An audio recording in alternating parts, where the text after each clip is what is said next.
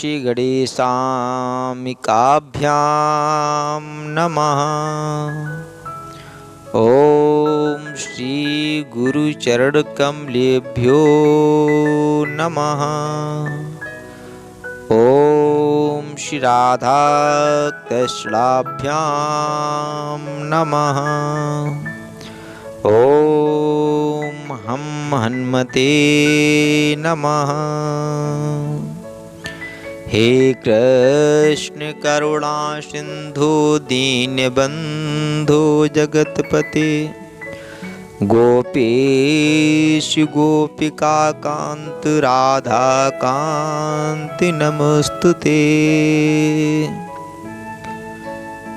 बोलिए बांके बिहारी लाल की जय। आज के दिवस एक बहुत ही बड़ी खुशखबरी शुभ सूचना आपके बीच में हम लेकर के आए हैं। वो शुभ सूचना ये है, सबसे पहले मैं आप सभी को एक विशेष अपने आज के लगभग 10 वर्ष पूर्व का मेरा एक संकल्प था, उस संकल्प से संबंधित सूचना है तो मैं बताना चाहूँगा। आप सभी को पता है कि हमारे जीवन का जो आधार है वो कुछ और नहीं है। क्या है? एक लाइन में यदि कहना चाहूँ, परिभाषित करना चाहूँ तो वो ये है, मेरे तो आधार राधा रानी के चरणार बिंदु। मेरे तो आधार राधा रानी के चरणार बिंदु। इस राम किशोर के जीवन का आधार ही नहीं, अपितु संपूर्ण संसार के जितने भी जीव हैं कहीं ना कहीं आध्यात्म से जुड़कर के उस परम ब्रह्म परमात्मा को पाने की चाह रखते हैं। तो आधार सभी का श्री राधा रानी के चरणार बिंदु हैं। हाँ, इतना जरूर है, हो सकता है वो किस रूप में उनको भजते हों वो अलग विषय है। आइए हम अपने टॉपिक पर चलते हैं। जब मैं श्रीमद् भागवत महापुराण एवं राम कथा का वाचन प्रारंभ कर रहा था, प्रारंभ में 2-4 कथाएं हुई थी, तो हमारा अपने गुरु के सानिध्य में रहना हुआ। हमने देखा कि हमारे गुरु महाराज परम पूज्य प्रातः स्मरणीय श्री ठाकुर देवकीनंदन जी महाराज, उन्होंने भक्तों के हितार्थ एवं जन कल्याण हेतु, सनातन धर्म के उत्थान हेतु अपना सर्वस्व त्याग करते हुए और जन जन का सहयोग लेते हुए एक बहुत विशालकाय मंदिर प्रियाकांत जू मंदिर करके श्री वृंदावन धाम में छठी करा में बनवाया। मैंने भी ये विचार बनाया कि जब गुरु महाराज हमारे इतना कार्य कर रहे हैं जन कल्याण हेतु, सनातन धर्म की रक्षार्थ, तो क्यों ना ये दास भी अपनी जीवन की जो सांसें हैं वो धर्म के प्रति समर्पित करें। इस लक्ष्य को ध्यान में रखते हुए मैंने भी निर्णय लिया और मैंने सोचा कि सनातन धर्म के उत्थान हेतु सब कुछ करेंगे, इसलिए हमने एक संस्था का शुभारंभ किया, वो है सनातन धर्म जागृति मिशन। लेकिन कोविड-19 के चलते और भी कई समस्याओं के चलते ग्रामीण अंचल में पला बड़ा हुआ होने के कारण वो सारी चीज़ें अपनी इच्छा के अनुसार नहीं करवा सका। लेकिन भगवान की जब कृपा होती है, कहते हैं कि तेरी सत्ता के बिना हे प्रभु मंगल मूल, और पत्ता तक हिलता नहीं सो खिले न एक फूल। कहने का मतलब जब तक भगवान की कृपा नहीं होती है, संपूर्ण देवी देवताओं की असीम कृपा नहीं होती, तब तक हम आप लोग कोई भी कार्य नहीं कर सकते हैं। खैर, मैं प्रयास में लगातार लगा रहा और आज धीरे धीरे करके उस ऊंचाइयों को छूने के लिए लगातार प्रयासरत हूँ। मैंने 2015 में लगभग ये निर्णय लिया कि मैं भी अपने गुरु महाराज की तरह अपने पैतृक गांव में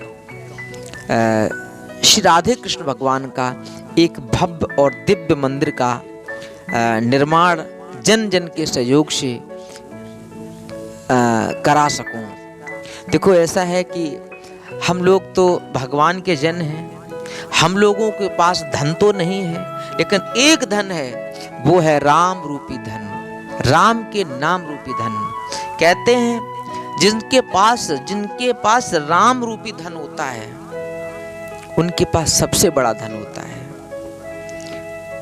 एक बहुत सुंदर दुआ है कबीरदास जी का, कबीरा सब जग निर्धना, धनवंता नहीं कोई, और धनवंता वह जानिए जप राम रतन धन होए।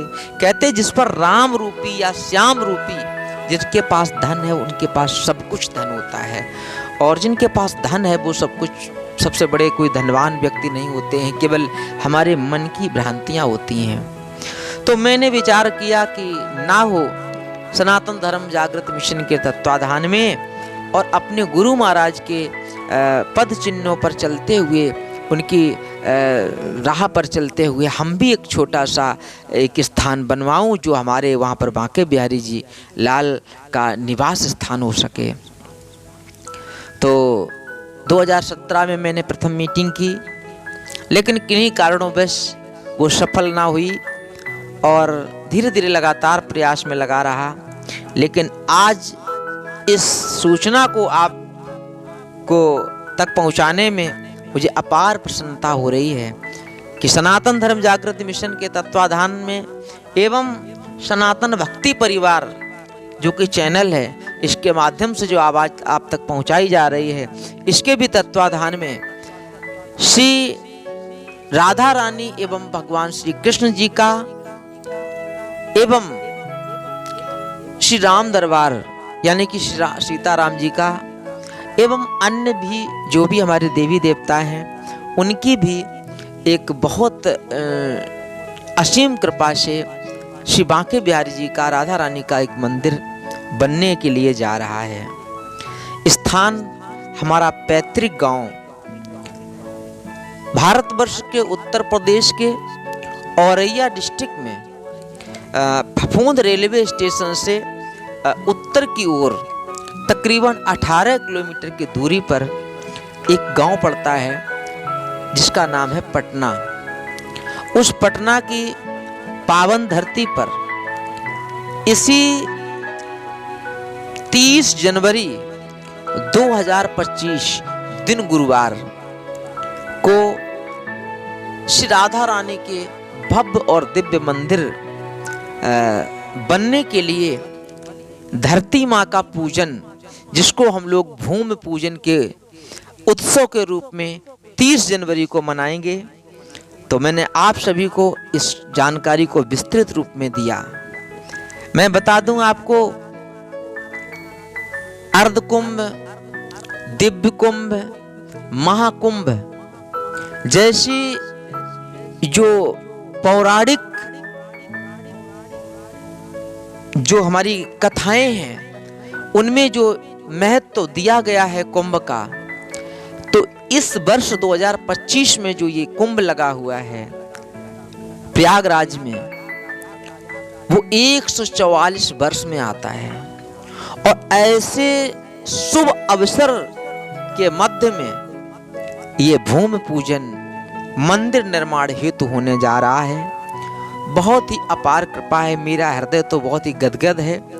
और मैंने अपने कई साथियों से भी मुलाकात की तो उनको भी अपार प्रसन्नता हुई। आशा है कि आपने भी ये जो मैंने सूचना दी इससे आपको भी प्रसन्नता हुई होगी। हो सकता है कि हमारे पैतृक गांव के भी कई लोग यहाँ इस वीडियो से जुड़े हों, वो देख रहे हों, तो उनसे भी मेरा निवेदन है, आपको भी अपार प्रसन्नता हुई होगी। इस वीडियो को ज़्यादा से ज़्यादा अपने इष्ट मित्रों तक पहुँचाएं, जिससे उनको भी इस मंदिर के बारे में विस्तृत जानकारी मिल सके। तो ये बहुत ही भव्य और दिव्य मंदिर बनने जा रहा है। 30 जनवरी मैं पुनः बता रहा हूँ, 30 जनवरी 2025 दिन गुरुवार को इसका भव्य शुभारंभ है। कालपी से शिक्षा अध्ययन करने के बाद हमारे कपिल तिवारी जी आचार्य पद की भूमिका के रूप में उसमें मंदिर का जो गर्भगृह है उस स्थान का भव्य पूजन करेंगे, ध्वजा स्थापित की जाएगी एवं बकेवर की पावन धरती से चलकर हमारे डॉक्टर रामहित राजपूत जी उस स्थान पर जाकर के संपूर्ण भक्तों को इस जो मंदिर की विस्तृत जानकारी है वो आप तक पहुंचाएंगे। तदोपरांत प्रसाद वितरण किया जाएगा। आप सभी से निवेदन है, जो उस क्षेत्र के लोग हैं वो लोग स्वयं ही नहीं अपितु अपने परिवारीजनों के साथ, अपने इष्ट मित्रों के साथ, भक्तजनों के साथ बड़ी भारी संख्या में पहुंचें और मंदिर के दिव्य भूमि पूजन में सम्मिलित हों। देखिए, एक बात कहें, हर कार्य बार बार मिल जाता है, लेकिन भगवान के मंदिर की जो शिलान्यास होगा, जहाँ गर्भगृह बनेगा, उसका जो भूमि पूजन का कार्य है, ऐसा शुभ अवसर व्यक्ति के हाथ में बार बार नहीं आता है। इसलिए मेरा पुनः आपसे निवेदन है कि ज़्यादा से ज़्यादा संख्या में आएं और मंदिर के भूमि पूजन में सम्मिलित होकर के अपने जीवन के अक्षय पुण्य अर्जित करने के भागीदार बने। इन्हीं शब्दों के साथ अपनी वाणी को विराम। हम मिलते हैं पुनः 30 जनवरी को ग्राम पटना में। आप लोग वहाँ पर उपस्थित हों। सभी को राधे राधे। बोले बांके बिहारी लाल की जय।